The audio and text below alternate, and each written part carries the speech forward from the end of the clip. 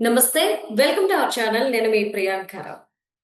మద్యం కుంభకోణం కేసులో కీలక పరిణామం చోటు చేసుకుంది. ఇప్పటి వరకు చాలా మంది అంటున్న మాట ఏంటంటే, ముఖ్యంగా ఏపీ రాష్ట్ర ప్రజలు బెయిల్ ఇచ్చి దోషుల్ని బయట తిరుగుతూ ఉంటే మేము చూడలేకపోతున్నాము అని చెప్పేసి. మరి ఈ నేపథ్యంలో హైకోర్టు ఏదైతే చెప్పిందో ఈరోజు సంచలనాత్మకంగా మారింది. 26వ తారీఖున ధనుంజయ రెడ్డి, కృష్ణమోహన్ రెడ్డి, గోవిందప్ప వీళ్ళ ముగ్గురు కూడాను లొంగిపోవాలి అని చెప్పేసి చెప్తున్నాయి. మరి దీన్ని ఎలా చూడాలి అనేది తెలుసుకుందాం. మనతో మాట్లాడడానికి ప్రముఖ పొలిటికల్ అనలిస్ట్ డివి శ్రీనివాస్ గారు ఉన్నారు. ఆయన్ని అడిగి తెలుసుకుందాం. నమస్కారం సార్. నమస్తే మేడం. సార్, హైకోర్టు ఏదైతే చెప్పిందో అంటే ఇప్పుడు 26వ తారీఖున ఈ ముగ్గురిని కూడాను లొంగిపోవాలని చెప్పేసి చెప్పింది. అంటే దీన్ని బట్టి కేసు త్వరలోనే ముగుస్తుంది. ఎవరైతే బిగ్ బాస్ ఉన్నారు అని చెప్పేసి అనుకుంటూ వస్తున్నామో వారు త్వరలోనే అరెస్ట్ అవుతారో అనుకోవచ్చా? అంటే బ్యూటీ ఆఫ్ జ్యుడిషియరీయా? దీన్ని ఎలా చూడాలి? జనరల్‌గా బ్యూటీ ఆఫ్ డెమోక్రసీ అంటుంటారు. ఆ! అంటే ఇప్పుడు భారత న్యాయ వ్యవస్థలో సౌందర్యమా ఇది? అంటే ఒకటి ఏసీబీ కోర్టు మరి ఆయన న్యాయాధికారేమో డిఫాల్ట్ బెయిల్ ఇచ్చారు.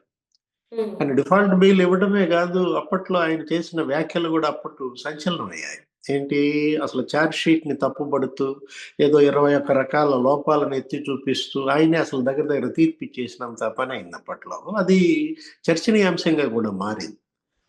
ఇప్పుడు ఈరోజు హైకోర్టు ఇచ్చినటువంటి తీర్పు. ఏది ఈళ్ళ ముగ్గురి డిఫాల్ట్ బెయిల్ రద్దు చేస్తూ మీరన్నట్టుగా లొంగిపోమన్నారు. అంటే ఏంటి ఇప్పుడు చెవిరెడ్డి భాస్కర్ రెడ్డి ఇంకోసారి మరి తల గోడకేసి కొట్టుకుంటాడా?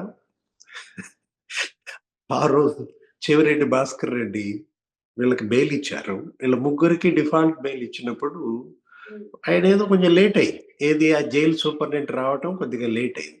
ఆయన 8:30కో ఏమో రమ్మన్నారు వీళ్ళందరిని. హ్మ్. బయటేమో అక్కడ జైలు బయట గోల. ఈ వైసీపీ వాళ్ళంతా అక్కడ తలుపులు కొట్టటం. జస్ట్ ఒక గంట లేట్ అయ్యేసరికి. లోపలేమో చెవిరెడ్డి భాస్కర్ రెడ్డి గోడకి తల కొట్టుకోవటం అంట. మా వాళ్ళనేం జేస్తున్నారు? మా వాళ్ళనేం జేస్తున్నారు? ఎందుకు విడుదల జేయరు? ఈ డబ్బులు అసలు అరుపులు, కేకలు, దబ దబ బాదటాలు. ఆ! హ్మ్. మరిప్పుడు దీనికేమంటారు? ఏది ఇవాళ హైకోర్ట్ ఇచ్చినటువంటి ఈ తీవ్రమైనటువంటి అంశం, ఈ నిర్ణయం డిఫాల్ట్ బెయిల్ రద్దు చేయటం అంటే మామూలు అంశం గాదు. అవును. ACB court ఎందుకిచ్చింది?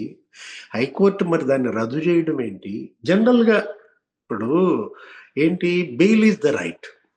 హ్మ్. Jail is exception. ఇది మనం చెప్పేది కాదు. జస్టిస్ కృష్ణయ్య గారు ఎప్పుడో చెప్పారు. ఏంటి జైల్ అనేది ఎవరికీ కూడా అది కాదనమాట. బెయిల్ అనేది మన యొక్క ప్రాథమిక హక్కు. దాన్ని కాదనం. బెయిల్ 3 రకాలుగా ఇస్తారమ్మా. జనరల్‌గా ఏంటి ముందస్తు బెయిల్‌కెళ్తారు. లేకపోతే రెగ్యులర్ బెయిల్ ఇస్తారు. ఇప్పుడు ఇదేంటి డిఫాల్ట్ బెయిల్. ఇప్పుడు ఇచ్చింది డిఫాల్ట్ బెయిల్ 3 రకాలుగా బెయిల్ ఇస్తూ జరుగుతుంది.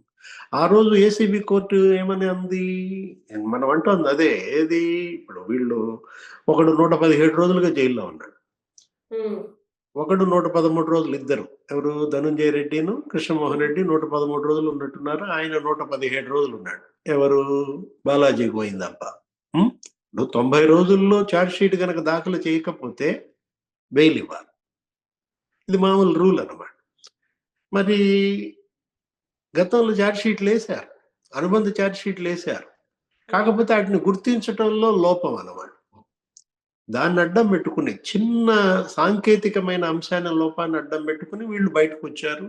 సరే రేపొద్దున మరి లొంగిపోమన్నటువంటి పరిస్థితుల్లో ఇదొక గుణపాఠం కావాలి. ఏది కింద కోర్టులు, పై కోర్టు, ఆ పై కోర్టు ఇన్ని కోర్టులతో మన యొక్క న్యాయ వ్యవస్థను ఏర్పాటు చేసిన లక్ష్యం అదే. ఎక్కడన్నా చిన్న లోపం జరిగితే కింద కోర్టు ఏదైనా పొరపాటు చేస్తే పై కోర్టు సవరించడం కోసం హైకోర్టు.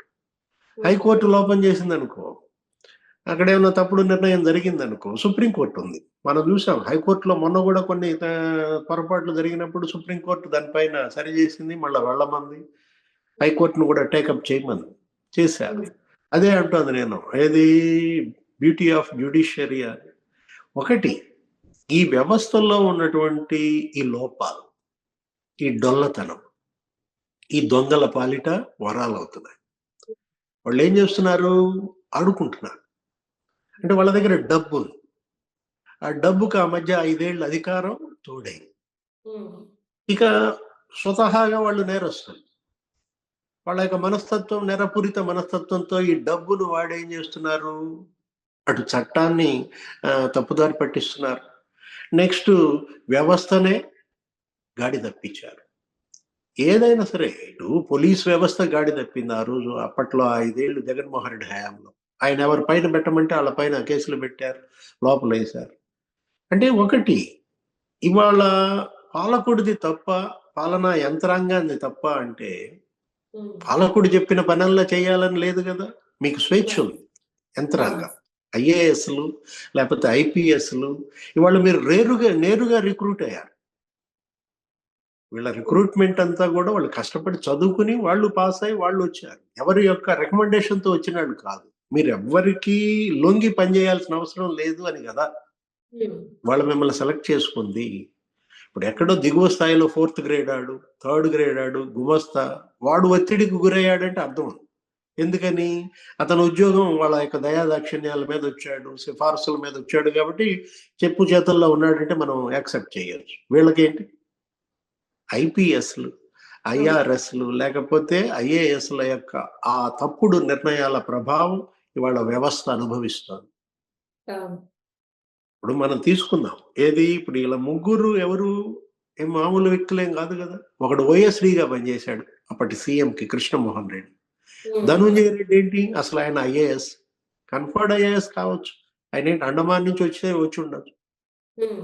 కానీ బాలాజీ గోయిందప్ప. అతను విజయసాయి రెడ్డికి డూపు. ఆ! అతనొక ఆడిటర్. సాయిరెడ్డి చేయని పనులు గూడా ఇతను జేస్తాడని ఇతన్ని బెట్టుకున్నారు భారతీయ సిమెంట్స్‌కి. వీళ్ళు కొన్న ఆస్తులు. వీళ్ళు హ్మ్. సంపాదించినటువంటి కొల్లగొట్టిన డబ్బు. ఇప్పుడు హ్మ్. ధనుంజయ రెడ్డి అక్కడ నెల్లూరు జిల్లాలో మరి అక్కడ ఆయన పేరు మీద, ఆయన మరదల పేరు మీద, లేకపోతే ఆయన కొడుకుల పేరు మీద కొన్నారన్నారు ఆస్తులు. హ్మ్. ఇతనెవరు? కృష్ణమోహన్ రెడ్డి. కృష్ణమోహన్ రెడ్డి ఓఎస్‌డీ అతని ఉద్యోగం ఎంతమ్మా? అతని జీతం ఎంత? అతనేంటి అక్కడ బాన్స్‌వాడలో ఆస్తులు కొన్నాడని, ఓ 4 ఎకరాలు అక్కడ కొన్నాడని, లేకపోతే ఇక్కడ హైదరాబాద్ మరి ఇక్కడ రామచంద్రపురం ఈ శివారుల్లో మరి భూములు కొన్నారని. అతని కొడుకు పేరు మీద ఒక సాఫ్ట్‌వేర్ కంపెనీ ఎక్కడి నుంచొచ్చింది? కోడలి హ్మ్. మీద ఆస్తులు ఎక్కడి నుంచొచ్చాయి? స్నిగ్ధారెడ్డి పేరు మీద ఆస్తులున్నాయని. హ్మ్. ఇప్పుడు ఇతనెవరు? Balaji Govindappa finance director. హ్మ్. మైసూర్‌లో 1000,00,00,000 ఇతను రియల్ ఎస్టేట్‌లో పెట్టాడంటున్నారు. హ్మ్. బెంగుళూరులో. ఎక్కడి నుంచొచ్చింది ఆ డబ్బు? ఆ రోజు భారతీ సిమెంట్స్‌లో మరి బంజారా హిల్స్ ఆఫీస్‌లో గూడా మరి సోదాలు జరిగాయి. హార్డ్ డిస్కులు తీసుకున్నారన్నారు. హ్మ్. అక్కడికి పిలిపిచ్చి డిస్టిలరీ యజమానుల్ని ఈళ్ళు బెదిరిచ్చారన్నారు. పర్సెంటేజ్‌లు వసూలు చేశారన్నారు. హ్మ్. అంటే ఎవరికి వాళ్ళు అటు సీఎంఓనేమో ధనుంజయ రెడ్డి గుప్పెట్లో. ముఖ్యమంత్రి అసలు జగన్మోహన్ రెడ్డే కృష్ణమోహన్ రెడ్డి గుప్పెట్లో. హ్మ్. Madam Bharathi madam Bharathi cements ఇదంతా ఎవరు చూసింది? గోయిందప్ప, బాలాజీ. హ్మ్. బంగారం కొన్నారని పెద్ద ఎత్తున ఒక కంపెనీ ఒక బ్రాండే 400,00,00,000 బంగారం ఇచ్చిందన్నమాట. వాడెవడో ఫోన్ చేసి అక్కడ బేవరేజెస్ ఎస్వీఎస్ అనే షుగర్స్ బేవరేజెస్ వాడికి అసలు నేరుగా సీఎండి జయరాముడికి ఫోన్ చేసి నేను సీఎంఓ నుంచి మాట్లాడుతున్నాను. సీఎంఓ నుంచి ఎవరు మాట్లాడాలమ్మా? సీఎంఓ నుంచి ధనుంజయ రెడ్డి మాట్లాడుతున్నాడంటే ఓకే. అతను హ్మ్. మరి ప్రిన్సిపల్ సెక్రటరీ. అవును. లేదు ఓఎస్‌డీ మాట్లాడుతున్నాడంటే ఓకే. అతనేదో జగన్మోహన్ రెడ్డి ఓఎస్‌డీ కృష్ణమోహన్ రెడ్డి. అవును. ఆ భూనేటి చాణక్య ఎవరు? అతనికి సీఎంఓకి సంబంధం ఏంటి? నేను సీఎంఓ నుంచి మాట్లాడుతున్నానని ఒక సీఎండీకి ఫోన్ చేసి చైర్మన్, మేనేజింగ్ డైరెక్టర్‌ని హ్మ్. బెదిరిస్తారా? మీకు ఆర్డర్ రిలీజ్ గావాలంటే మీరు మరి 400,00,00,000 బంగారం అడిగారని. హ్మ్. అతనెవరు? ముత్తప్పన్. నల్లప్పన్ ముత్తప్పన్‌కి ఫోన్ చేసి బెదిరిచ్చారని. హ్మ్. అంటే బంగారమే గాదు సినిమాల్లో పెట్టుబడులు పెట్టారన్నారు. 'ఆ స్పై' అనే సినిమా తీశాడు అతను 'కేశిరెడ్డి రాజు'. ఆ! చాలా సినిమాలకు అడ్వాన్స్‌లు ఇచ్చాడన్నారు. హ్మ్. అతను హైదరాబాద్‌లో రియల్ ఎస్టేట్‌లో పెట్టుబడులు పెట్టారని, లేకపోతే హాస్పిటల్స్‌లో పెట్టుబడులు పెట్టారని. ఇప్పుడు ఈరోజు ఈ కేసు దీన్ని సీరియస్‌గా తీసుకోవాలి. ఇదేమీ ఆట గాదు. ఏది వాళ్ళు బెయిల్ వేస్తారు, మీరు ఇస్తారు. ఇదేంటి ఇలా చేసుకుంటూ పోతే ఇది వేల మంది ప్రాణాలని తీసిన కేసు. ఒక్క తూర్పుగోదావరి జిల్లాలోనే ఈ మందు తాగి 7,000 మంది చనిపోయారని మెడికల్ అండ్ హెల్త్ రిపోర్ట్స్ చెప్తున్నాయి. అవును. ఆరోగ్యశ్రీ నివేదిక చెప్తాను. అవును. ఒక్క జిల్లాలో 7,000 మంది చనిపోయారంటే మరి 13 ఉమ్మడి జిల్లాల్లో అప్పట్లోనే 30,000 మంది పుస్తులు దిగిపోయినాయి అన్నారు. రఘురామకృష్ణరాజు అప్పుడే ఈ మందు, ఈ శాంపిల్స్ ఇవన్నీ తీసి ల్యాబ్‌కి పంపిస్తే అప్పుడు బయటకొచ్చింది. అవును. ఇథైల్ ఆల్కహాల్‌తో చేయాల్సింది మిథైల్ ఆల్కహాల్‌తో తయారు చేయటం ఏంటి? వీళ్ళే డిస్టిలరీలు కబ్జాలు చేయడం ఏంటి? ఎక్కడా లేని బ్రాండ్‌లు.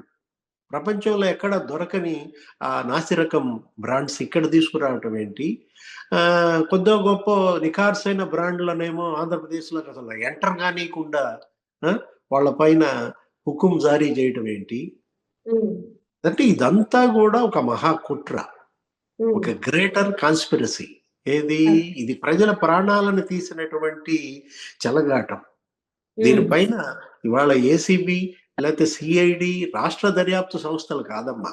దీనిపైన హ్మ్. ఇవాళ కేంద్ర దర్యాప్తు సంస్థలు సీబీఐ, ఈడీ, అటు కేంద్ర ప్రభుత్వం, ప్రధాని మోడీ, హోంశాఖ హ్మ్. మంత్రి అమిత్ షా, ఇక్కడ ముఖ్యమంత్రి చంద్రబాబు, డిప్యూటీ సీఎం పవన్ కళ్యాణ్ 4 వైపులా కమ్ముకుని దీన్ని గనక దర్యాప్తును కొలిక్కి తీసుకురాకపోతే, ఒక లాజికల్ ఎండ్‌కి తీసుకురాకపోతే, హ్మ్. తీర్పుకి వీళ్ళు వమ్ము చేసినట్టు. ఓకే. మొన్న ఇచ్చిన తీర్పు మొన్న వీళ్ళని దగ్గర దగ్గర మరి 93% సీట్లు ఎందుకిచ్చారు? హ్మ్. వీళ్ళకి దగ్గర దగ్గర మరి 54% ఓట్లు ఎందుకేశారు? హ్మ్. అది ఏంటి? ఆ తీర్పులో ఉన్నటువంటి సారాంశం ఏంటంటే, ఇవాళ ఈ మందు తాగి చనిపోయిన కుటుంబాలకు న్యాయం చేయండి. వీళ్ళ ఆస్తులు జప్తు చేయండి. మొత్తం ఆ జప్తు చేసిన ఆస్తులు ఈ బాధితుల సంక్షేమం కోసం ఉపయోగించండి. ఇది ఓకే. ఆ రోజు వచ్చినటువంటి ప్రజా తీర్పు. దానికి కట్టుబడాల్సినటువంటి బాధ్యత కేంద్ర ప్రభుత్వం పైన ఉంది. రాష్ట్ర ప్రభుత్వం పైన ఉందన్నమాట. హ్మ్. దీన్ని కేవలం ఏదో డిఫాల్ట్ బెయిల్ అనో, ముందస్తు బెయిల్ అనో, రెగ్యులర్ బెయిల్ అనో, బెయిల్ మీద మనం డిస్కషన్ కాదు. ఓకే. జైలు పడాలి. రైట్. వీళ్ళందరూ కూడా జీ యావజ్జీవ శిక్షలు పడాలన్నమాట. వీళ్ళ ఆస్తులు ప్రజా సంక్షేమం కోసం ఉపయోగించినప్పుడే ఇదొక గుణపాఠంగా మారుతుంది. Thank you so much sir. నమస్తే.